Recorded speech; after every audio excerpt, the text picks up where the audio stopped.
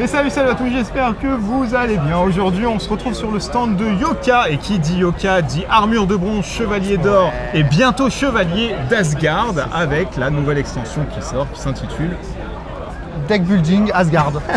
Voilà, Senseiya, Deck Building Asgard, et juste avec la mention Asgard. On rappelle ton prénom. Nicolas. Nicolas, pour ceux qui ne savent pas, c'est le co-auteur avec Maxime Babad qui a fait le Senseiya. Deck Building, voilà. Ils reviennent cette année, sortira fin d'année. C'est ça. Alors sur l'extension, je compte préciser bien sûr. que c'est Maxime qui est aux commandes tout seul. Donc s'il y a des trucs à dire, ce sera que Maxime. Hein, vous me laissez tranquille, je peux rien. Non, j'inquiète. Alors, le tour d'horizon pour ceux qui connaissent un peu Senseiya. Ouais. Maintenant, il y a des nouveautés, on a des plateaux de jeu. Voilà, c'est ça. Alors les nouveautés de l'extension, il y en a deux majeures. D'accord. Un petit peu plus, mais voilà. Il y a déjà les plateaux joueurs, voilà, comme on voit ici. Je pense qu'ils sont cadrés. Ouais, les plateaux joueurs, il y en a un par héros. Donc c'est les 5. C'est les 5 héros de base. D'accord. Alors ils permettent plusieurs choses déjà qui sont de l'ergonomie de base que les joueurs un peu plus casual demandent, c'est-à-dire de pouvoir ranger plus facilement. D'accord. Par exemple, si je joue Andromède, je mets ma pioche, voilà, je mets ma défausse, voilà, et j'équipe mon armure. Voilà. C'est de haute voltige. Donc ça c'est plutôt sympa. Mais mécaniquement ça apporte beaucoup plus, c'est-à-dire qu'à chaque fois que je vais vider ma pioche, d'accord. Voilà, donc plus je vais faire tourner mon jeu en gros, comme ceci, plus je vais gagner des petits pions d'énergie qui vont être là. Alors ça c'est prototypal, hein. Tout ce que vous voyez là, c'est pas l'esthétique finale, mais bon. Quand j'ai des pions d'énergie, je peux déclencher des techniques ici. Chaque plateau a des techniques différentes qui coûtent plus ou moins cher. Par exemple, celle-ci en coûte 0, 1, 2 ou 3 pions d'énergie. D'accord. Voilà, ces techniques, je peux en faire une par tour. D'accord. Et ça accélère considérablement le rythme de jeu avec des combos, etc. Comme on a le Ryu Senken, etc. Ouais, voilà, il y a les techniques. Alors elles sont en français pour la version française. Mais voilà, on va retrouver Excalibur, on va retrouver les comètes de Pégase, etc. Voilà. Et on va dépenser ces petits pions. Donc déjà, plus on fait tourner notre jeu, plus c'est adapté. Ça, c'est la première grosse nouveauté. Dont la première technique, qui elle ne coûte pas d'énergie, mais qui pareil va accélérer l'acquisition de nos chevaliers de bronze. Je vous rappelle que pour acquérir des chevaliers de bronze, il va falloir défacer 2 chevaliers verts, de couleur verte, pour avoir la version bronze. Et bien avec cette technique-là, ça va être plus facile de les acquérir. D'accord. Voilà. Parce qu'il y a des nouveaux, il y a les versions argent qui arrivent. Alors elles sont à comptoir argenté, c'est toujours des chevaliers de bronze, hein, bien sûr. Elles ont un comptoir argenté pour dire qu'elles sont meilleures. Et donc c'est les nouvelles armures. C'est avec le sang là C'est avec le sang. Le sang des chevaliers d'or. Ouais, d'ailleurs pour acquérir cette nouvelle armure, je vais éviter de les détails. Mais en gros celle-ci c'est la nouvelle armure. Il va falloir acquérir un chevalier. Ah oui, il y a deux moitiés. Ouais voilà, c'est une bicolore.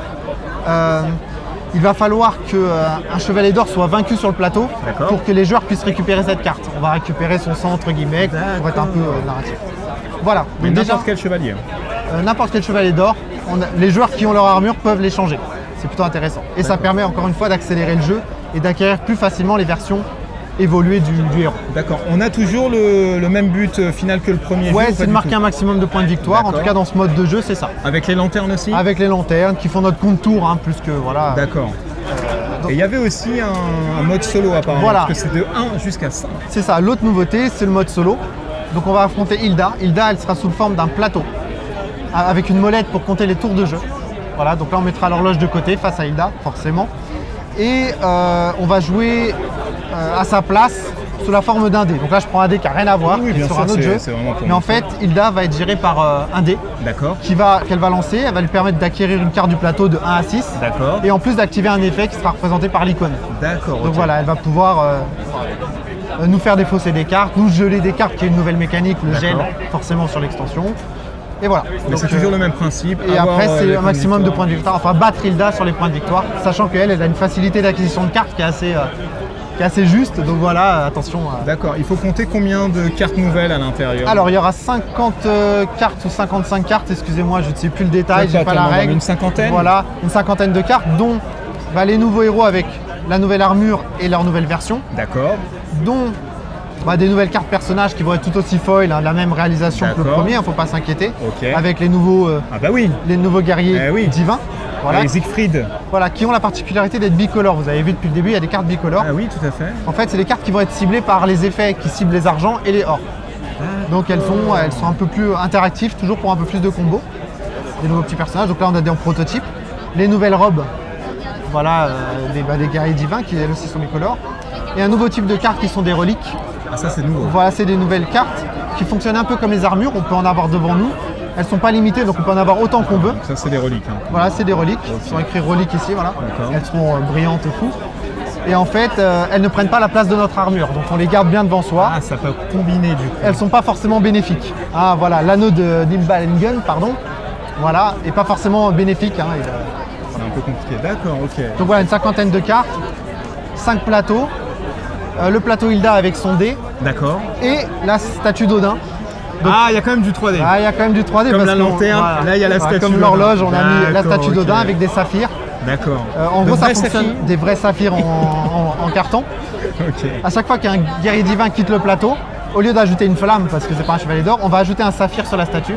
Quand les 7 saphirs sont là, on retourne la statue et on révèle la robe d'Odin, qui est une robe que tout le monde a et qui est à la fois bénéfique et qui a un petit effet négatif forcément pour... D'accord, mais il y a toujours les lanternes des chevaliers d'or aussi? Il y a toujours les lanternes qui font notre compte tour et elles comptent toujours, les chevaliers d'or sont toujours là parce qu'on mélange toutes ces cartes à la pioche habituelle. Mais le but c'est quand même dès qu'il n'y a plus de compteur de flamme, c'est fini. D'accord, on reste quand même là-dessus, ça c'est un truc qui va juste harmoniser un peu la mécanique. Voilà, qui va harmoniser, qui va accélérer le jeu, c'est l'objectif. Ça sort quand ça? Voilà. Fin d'année? Non, ouais, normalement, ça y est, en fait, on est bon avec nos amis japonais qui nous ont fourni enfin tous les visuels qu'on avait demandé. Ça y est. Et plutôt que de sortir en février cette année, eh ben, on va sortir en octobre certainement. Voilà. Fin d'année quand même? Ouais, fin d'année, de toute manière, là, on n'a pas trop le choix. Et, au maximum, c'est décembre. Ce sera octobre. Au minimum, c'est octobre. Voilà. Il faudra attendre encore un petit peu et on accélérera pour les autres extensions parce qu'on a déjà commencé les validations visuelles. Voilà. Ça va vite là quand même. Hein. Là, il faut accélérer parce que les gens demandent. On a un deuxième jeu à montrer chez vous, chez Yoka. On a même 3 jeux, peut-être commencer par. C'est vrai. Hop, ça on va l'enlever du coup. Le deuxième jeu c'est quoi? 13 couronnes. Yes. Alors ça parle de quoi ça, 13 couronnes? 13 couronnes. La thématique est très compliquée comme vous pouvez le. En plus on a Mathieu de la technique. Super bien. Le jeu s'appelle 13 couronnes, pourquoi? Parce que le joueur qui gagne, c'est le joueur qui a devant lui 13 couronnes. Donc le but c'est de récupérer des couronnes, jusque là c'est pas très compliqué. Je vois que ça te fait rire aussi. Voilà. Ça marche très bien. En fait, il y a un roi au pouvoir qui est au milieu de la table. Ce roi impose une règle de jeu pour gagner du butin, gagner une récompense. D'accord. Voilà. Les joueurs ont des cartes en main, comme celle-ci, qui sont aussi des rois de différentes couleurs, il y en a 4 couleurs. Voilà. Et en fait, on a 6 cartes en main et à son tour de jeu, soit on applique la règle qui est au milieu de la table. D'accord. Voilà. Soit on joue une carte de sa main, par exemple, je sais pas, celle-ci est rigolote, tac. On remplace le roi et à ce moment-là, on applique le nouvel effet. Donc là, par exemple, il faut avoir 4 cartes en main pour gagner 2 couronnes. Ce qui m'arrange peut-être, mais ce qui n'arrangera pas le prochain joueur, qui lui va jouer une carte de sa main et certainement dire « Ah bah moi, je vous montre une carte bleue et une carte verte et je gagne un blason ». Donc voilà, l'objectif c'est à chaque fois une gestion de sa main. Est-ce que le pouvoir me va? Est-ce que je m'enrichis et pas les autres? Et est-ce que cette règle me convient ou pas? D'accord. Voilà. Ça sort quand? Alors ça sort pour fin août, début septembre. Voilà, fin août peut-être on sera c'est de combien à combien? À BGF. Ça va être de 2 à 5 joueurs. 2 à 5 joueurs, c'est très familial, ça va très vite, c'est parti une quinzaine de minutes en gros. Et tu as une estimation du prix ou pas encore? Ouais, on va être comme sur notre Mo actuel qui change de nom d'ailleurs et qui devient Mowi dans un nouveau format de boîte. D'accord. Ça va être une quinzaine d'euros. Oh, bon, ça va, 15 euros. Après, je suis pas le spécialiste des prix, moi, donc je vous dis des prix. Oui, c'est pas le juste prix ici. On a tout dit là-dessus? Ouais, on a tout dit. Après, bon, il y a des petits effets, mais je vous laisserai découvrir la règle plus profondément. Le cœur est là. Le cœur est là, c'est très rapide, c'est très chouette. En un quart d'heure, c'est vrai qu'il faut une méca qui soit très simple. Très rapide avec ce qui est. Et le dernier du coup c'est... Alors ça je ne sais pas. C'est Baron Vaudou. Baron Vaudou. Alors si on en met 2 c'est bon pour la démo? Ouais, ça suffit. Bah, même on peut faire même ça. Alors qu'est-ce qu'on a là? Qu'est-ce qu'on va faire apparaître? On voit tout? Ouais, on voit tout, enfin presque tout, parce que qu'est-ce qu'il y a d'autre? Il y a une brouette 2D. Mon Dieu! Et ça c'est bien les dés. Voilà, une brouette 2D, c'est génial. Qu'est-ce qui se passe dans Baron Vaudou? On incarne un Loa. Un Loa, c'est une divinité vaudou. D'accord. Voilà. Chaque joueur en incarne un. Et son objectif, c'est de capturer un maximum d'âmes pour devenir le nouveau Loa des morts, le Baron Samedi. Le Baron Samedi que vous connaissez certainement avec des références pop culture, mais voilà. Avec GoldenEye. Avec GoldenEye, par exemple, ouais. Voilà. Ou avec la princesse et la grenouille. C'est une autre référence que je n'ai pas, effectivement. Avec World of Warcraft, mais bon, voilà, évidemment. Le but, donc on va lancer tous ces dés au début de partie. On va les mettre sur le plateau comme ça aléatoirement en respectant les couleurs indiquées sur le plateau. Ok, voilà, on va voilà, faire ça tac, pour tac, les tac. ondes. Ok. Je vais en mettre quelques-uns. Voilà, ça devrait suffire pour jouer. Du violet, voilà. machin. Donc ça c'est rempli. Et à son tour de jeu, qu'est-ce qu'on peut faire? C'est capturer des dés. Comment ça marche? Un joueur contrôle un personnage d'une couleur. Ok. Ça veut dire qu'il ne joue que cette couleur. Moi je joue les jaunes, admettons. D'accord. Je ne peux donc déplacer que les dés jaunes. D'accord. Pour capturer un dé, c'est un peu de la manière d'un solitaire. C'est-à-dire qu'on va sauter comme ça un dé et récupérer le dé devant nous. Très très simple. Donc on va se mettre à bloquer des dés. On va se mettre à rendre les situations de plus en plus difficiles et limiter les actions de jeu, forcément. Ce dé-là, quand on le récupère, on active l'effet de l'icône. Donc il y a 6 icônes qui sont très simples. Marquer des points de victoire, gagner des petits pions d'offrande qui sont représentés par des petits crânes. Se mettre un bouclier de protection pour éviter que les autres joueurs nous volent nos dés ou en tout cas nous piquent nos dés, etc.